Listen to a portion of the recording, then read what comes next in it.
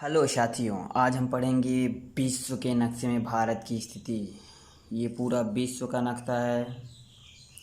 पूरे विश्व के नक्शे में हम भारत की स्थिति को देखेंगे कि भारत कहाँ पर और किस दिशा में किस स्थिति पर है। तो चलिए दोस्तों, भारत की स्थिति के बारे में पता करने के लिए हमें क्या क्या चीज़ें जाननी पड़ेंगी। तो जैसा कि आप लोग देख रहे हैं, भारत यहाँ पर है दोस्तों। भारत की स्थिति यहाँ पर है, पर इसको हम लोग कैसे बताएंगे कि भारत किस दिशा में है, किस गोलार्ध में है, किस अक्षांश में है।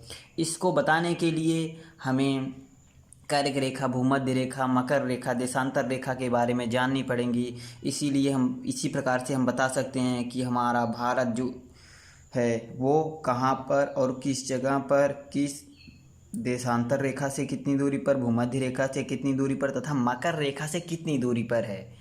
इन सब चीज़ों के बारे में हम जानेंगे, तभी हम बता पाएंगे कि पूरे विश्व के नक्शे में भारत कहाँ पर है।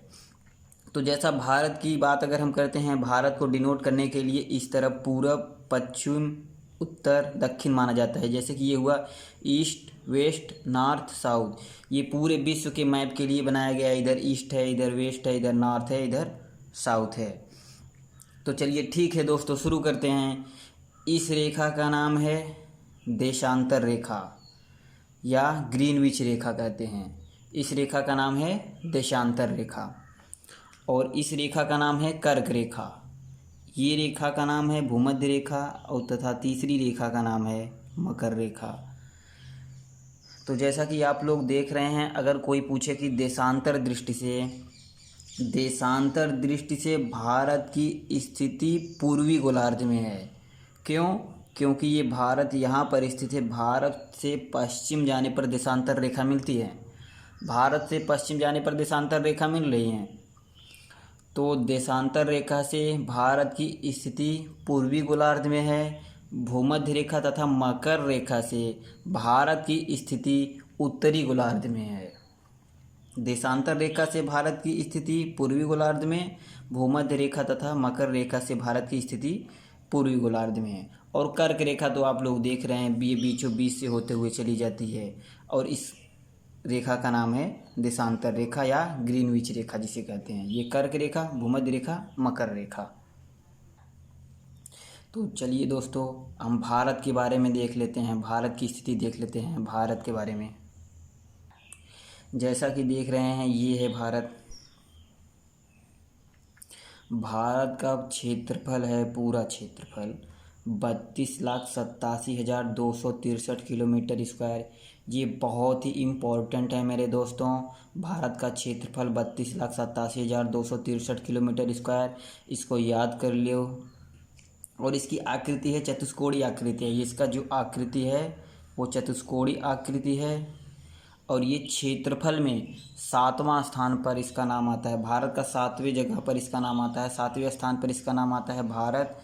पूरे क्षेत्रफल का जो रूस, चाइना, उत्तरी अमेरिका, दक्षिणी अमेरिका, ऑस्ट्रेलिया है, उसके क्षेत्रफल में ये क्षेत्रफल की दृष्टि से भारत 7वें स्थान पर आता है। पहले पर आता है रूस, दूसरे पे कनाडा, तीसरे पे चीन, चौथे पे यूएसए, पांचवें ब्राज़ील, छठवें पे ऑस्ट्रेलिया और सातवें पे इंडिया। हम इसको मैप के बारे में से डिनोट करते हैं, मैप को दिखा के डिनोट कर दे रहे हैं। तो चलिए दोस्तों, यहाँ पे रूस है। ये एशिया जो लिखे, ये तो एशिया पूरा हो गया। यहाँ यूरोप है, ये अलग हो गया है। ये रूस, दूसरा कनाडा, यहाँ जो कनाडा है, दूसरे में कनाडा आएगा, तीसरे पे चीन, चीन का नंबर आता है। फिर चौथे पे यूएसए, पांचवें पर ब्राज़ील, छठवें पे ऑस्ट्रेलिया आता है और सातवें नंबर पर भारत आता है। पूरे विश्व के क्षेत्रफल का क्षेत्रफल के स्थान पर भारत 7वें नंबर पर आता है। और भारत का जो ये मैप है, ये मकर रेखा, भूमध्य रेखा से दूरी 876 किलोमीटर है। 876 किलोमीटर, ठीक है। ये हो गया।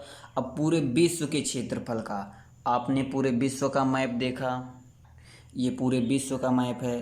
पूरे विश्व के मैप में ये 2.42% आता है। पूरे विश्व के मैप में 2.42% इसका भाग है।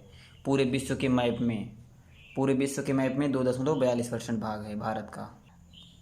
तथा भारत के बारे में, भारत के पूर्व से लेके पश्चिम की दूरी यहाँ से लेके यहाँ तक की दूरी 2,933 किलोमीटर है। पूर्व से लेके पश्चिम की दूरी 2,933 किलोमीटर है। तथा उत्तर से लेके दक्षिण की दूरी यहाँ से लेके यहाँ तक की दूरी 3,214 किलोमीटर है। 3,214 किलोमीटर। तथा ये कन्याकुमारी है। कन्याकुमारी पर 6 डिग्री 4 मिनट आता है मानक समय रेखा से। ये 68 डिग्री 7 मिनट है। ये 37 डिग्री 6 मिनट है। और ये 97 डिग्री 25 मिनट जो यहाँ पर है। इसको हम अभी आगे बताएंगे, जो अच्छी तरह से बताएंगे कि कैसे ये डिनोट किया गया है कि 6 degree 4 minute, 68 degree 7 minute, 97 degree 25 minute तथा 37 डिग्री 6 मिनट कैसे आया। इसके बारे में हम आगे देखते हैं। इसके बारे में दूसरा वीडियो हम बनाए हैं दोस्तों, बहुत अच्छे से समझाए हुए हैं ये कैसे आया है। आप उस वीडियो को देख लेना। तथा लंबाई के बारे में हम देखते हैं कि भूपृष्ठ पृथ्वी की लंबाई कितनी है जो भारत से टच करती है, और समुद्र की लंबाई के बारे में हम देखते हैं। तो देखते हैं स्थलीय सीमा की कुल लंबाई 15,200 किलोमीटर है। जो यहाँ से लेकर ये पूरा एरिया 15,200 किलोमीटर है। ये जो इसका क्षेत्रफल, इसमें से यहाँ से लेके सिर्फ यहाँ तक है जहाँ से भारत टच करता हुआ उसके कुल स्थलीय सीमा है 15,200 किलोमीटर। यहाँ से लेके ये पूरा एरिया ये यहाँ तक 15,200 किलोमीटर। तथा मुख्य भूमि से तटीय सीमा, जो यहाँ से लेके ये पूरा एरिया तटीय सीमा कितना है 6100 किलोमीटर। 6100 किलोमीटर। और कुल तटीय सीमा की लंबाई जो है 7,516 है। 7,516 किलोमीटर है। ठीक है दोस्तों, अगर मेरे इस वीडियो को